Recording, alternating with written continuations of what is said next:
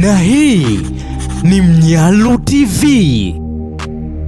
Katika taarifa ya ghafla na ya kuhuzunisha kutoka kwa Global TV Online, wanasema Kareena, mwigizaji, amefariki dunia akiwa nchini India kwa ajili ya matibabu ambayo alikuwa anapatiwa, na habari zilizofikia zinaeleza kwamba mwanadada huyo maarufu kama Kareena aliyekuwa akitibiwa nchini India amefariki, na taarifa za awali zinaeleza kwa Kareena alitarajiwa kurejea Tanzania siku ya leo baada ya kufanyia upasuaji mkubwa kutibu tatizo lake la tumbo lililokuwa likimsumbua kwa muda mrefu. Kama utakuwa umepita kwenye mitandao ya kijamii, huyu mwigizaji Kareena amekuwa amepitia changamoto ya ugonjwa wa tumbo kwa muda mrefu sana.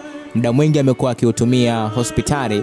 Mara kadhaa amekuwa akionekana akilalamika kuhusiana na maumivu ya tumbo, namna ambavyo anamsumbua, na mpaka amefika India, mpaka anafanya interview na Global Online, alisema amekatwa utumbo mkubwa, na tatizo kubwa lilianzia huko kwenye utumbo mkubwa ambao ulikatwa kuunganishwa na utumbo mdogo. Kwa hiyo alifanyia upasuaji na leo alitarajiwa kurejea Tanzania baada ya kufanyia upasuaji, lakini taarifa ambayo sio nzuri, na kwa namna ambavyo vitu vimetokea, basi dada Kareena hatunaye tena duniani na amefariki dunia akitarajiwa kurejea Tanzania siku ya leo. Ni taarifa ambayo imewashtua watu wengi, ni taarifa ambayo imeugusa tasnia ya Bongo Movie, lakini pia ni msiba wa watu wote, kwa sababu Kareena kipindi ambacho alikuwa anaumia, watu wengi walijitokeza na kupambana naye kwenye kila hali ili kuhakikisha anapona na kurejea katika hali yake ya kawaida.